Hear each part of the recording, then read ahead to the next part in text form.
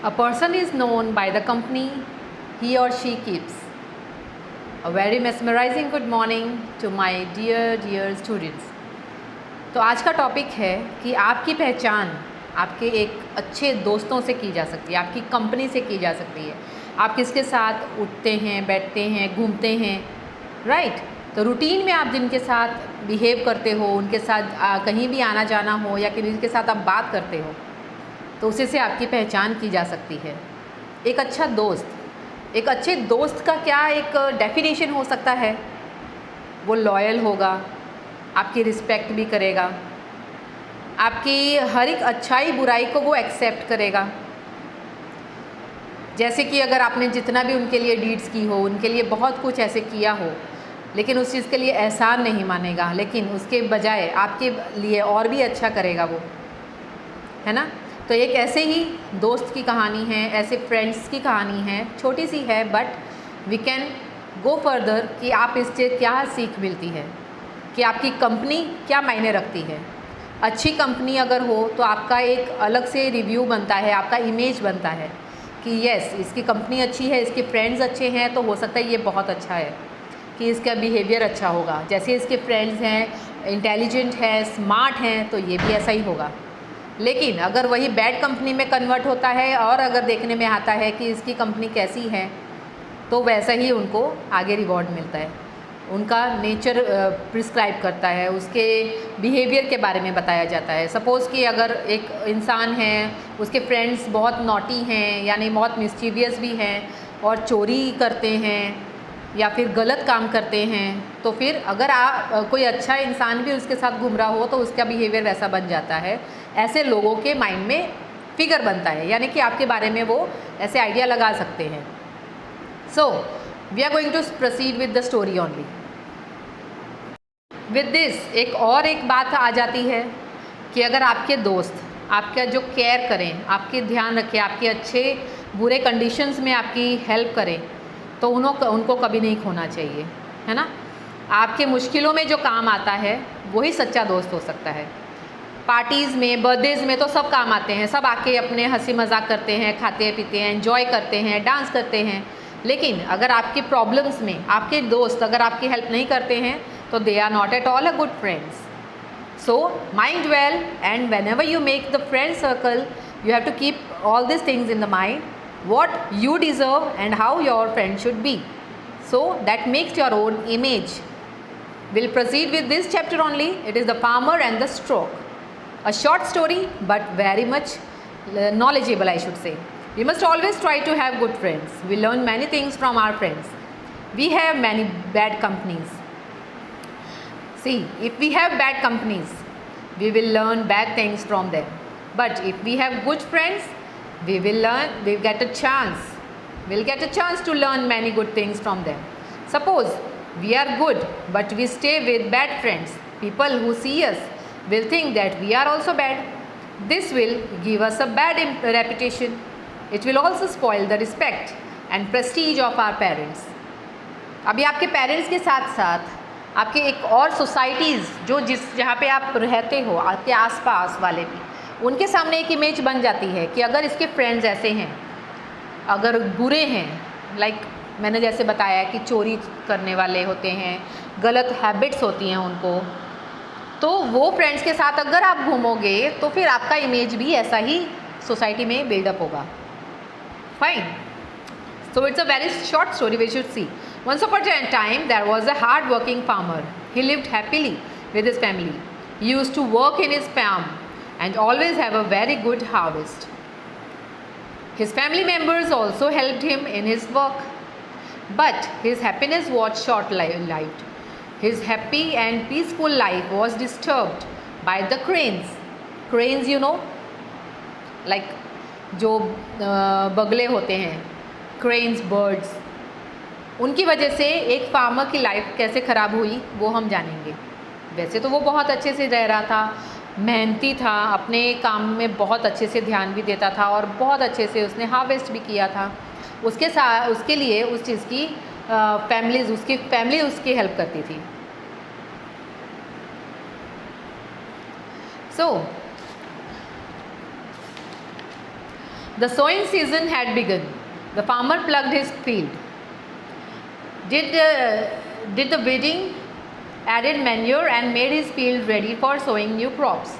अब जब हम किसी चीज़ के बारे में न्यू हार्वेस्ट न्यू ग्रो करनी होती है, प्लांट्स ग्रो करना होता है फील्ड में, फील्ड वर्क जो करते हैं फार्मर्स लोग करते हैं, तो वो कैसे होता है, शायद आपने कभी ऐसे नॉलेज में ली हो बातें कि उनको अगर हार्वेस्ट करनी है, उनको क्रॉप्स ग्रो करवाने हैं, तो वो क्या क्या करते हैं, अपने फील्ड को प्लग करते हैं, यानी खुदाई करते हैं। खुदाई करते करते उसमें अंदर सीड्स डालते हैं, जो उनको क्रॉप्स चाहिए वो वाले सीड्स डालते हैं। जैसे कि अगर वीट चाहिए तो वीट के बीज डालेंगे, राइस चाहिए तो राइस के बीज डालेंगे, तो उसी वजह से उसके जो क्रॉप्स उगते हैं। तो ऐसे ही अभी वो सीज़न आ चुका था जब वो हार्वेस्ट का सीज़न था। ऑलरेडी उसने बहुत सारा मेहनत की थी अपने फील्ड में और बहुत अच्छी सी उन्होंने फसल भी उगाई थी।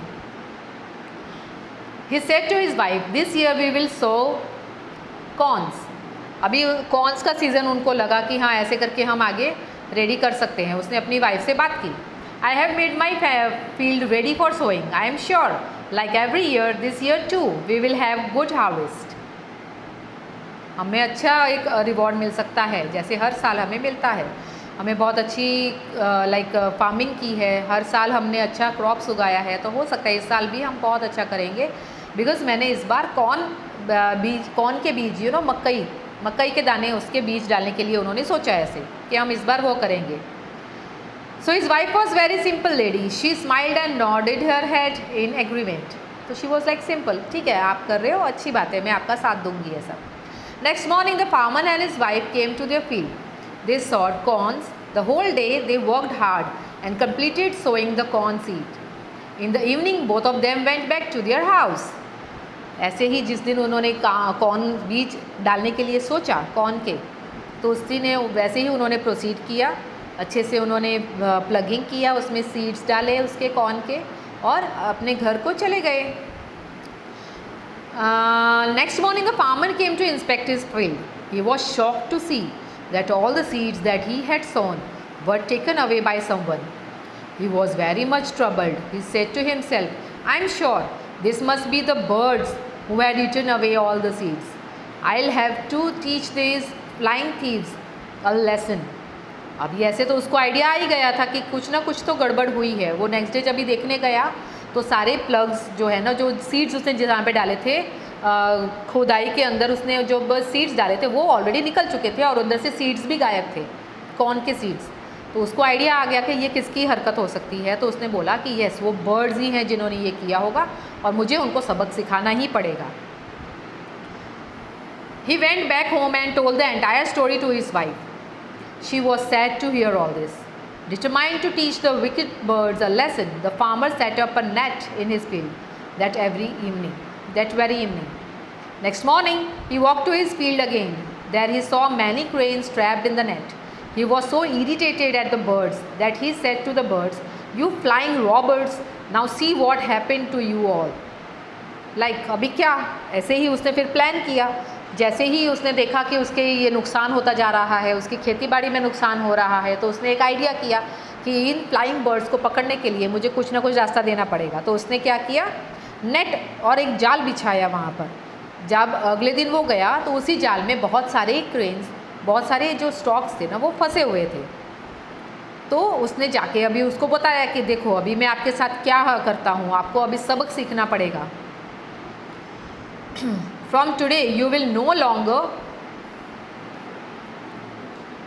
steal seeds from any farmer's field. Saying so, the irritated farmer killed all the cranes one by one and threw them in the field. अब इतना ज़्यादा गुस्सा आया था क्योंकि उसका कितना भारी नुकसान कर रहे थे ये फील्ड जो क्रेन्स थे। तो उन्होंने बताया कि अभी एक भी क्रेन को मैं ज़िंदा छोड़ने वाला नहीं हूँ, सबको मार दूँगा। यही मेरा एक रास्ता है, एक ही रास्ता है मेरे पास अपने जो फील्ड को बचाने के लिए। तो suddenly the farmer was surprise to see a stork trapped in the net. अब एक एक करके उसने सभी क्रेन्स को मार दिया, लेकिन उनमें से एक उसी नेट में फंसा हुआ था. He knew very well that stroke do not eat seeds. उसमें से एक स्ट्रोक था जो सीड्स नहीं खाते हैं. What they eat is fish and all, like some insects and all. तो उसमें देखा कि इतने सारे क्रेन्स में एक स्ट्रोक था उसमें. तो उसको वो तड़पते हुए देख रहा था उसी जाल के अंदर। He grabbed the stork by its neck and said, "Now you the robber's friend, I will kill you too." अब ऐसे ही उसने उसकी गर्दन से पकड़ा और बोला कि यस, अभी मैं आपको भी मार दूंगा, क्योंकि आप आपके फ्रेंड्स के साथ थे और वो सभी के सभी चोर थे, तो मैं आपको भी मार दूंगा अभी। The stork pleaded, master, I am not a robber, please have mercy upon me, I have old parents to look after.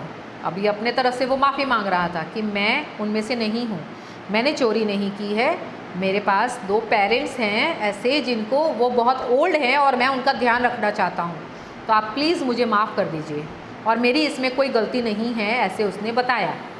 The farmer replied angrily, so why did you leave your old parents and come with these nasty birds, didn't you think of your parents when you are joined this thieves. तो उसने भी ऐसे ही बताया गुस्से होके कि अगर आपको इतनी कदर है, अपनी परवाह है अपने पेरेंट्स की, तो इन जो चोर वाले गैंग के साथ आप क्यों मिले? आप अपने पेरेंट्स के बारे में नहीं सोच सकते थे तब जब आप इनके साथ घूम रहे थे? तो the stork pleaded again, I have got nothing to do with these birds, my feathers are different from their feathers, moreover I do not eat corns. The feathers are farmer replied, how can I believe you? Maybe you must have picked up the habit of eating corns with these wrong friends of yours.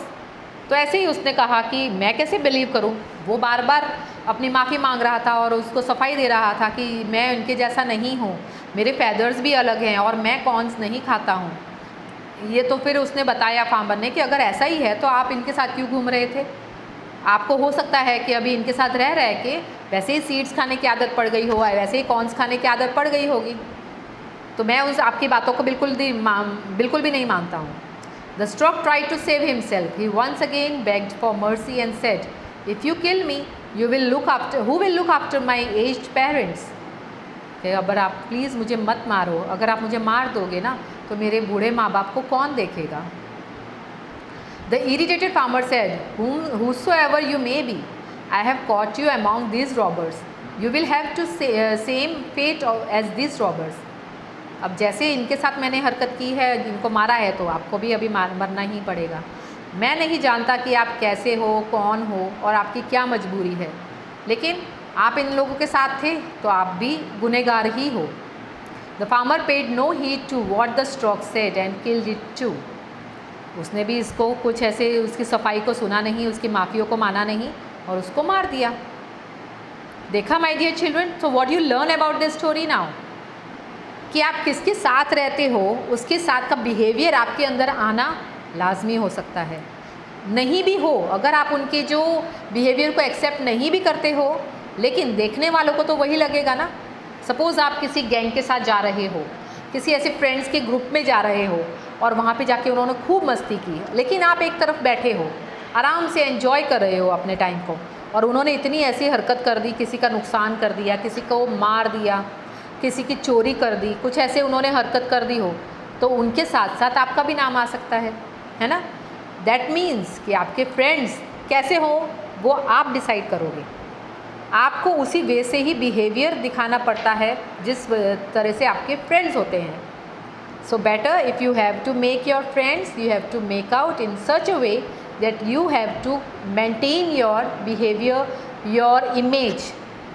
आपका image उस चीज़ से बरकरार रहना चाहिए, उसको कोई नुकसान नहीं आना चाहिए।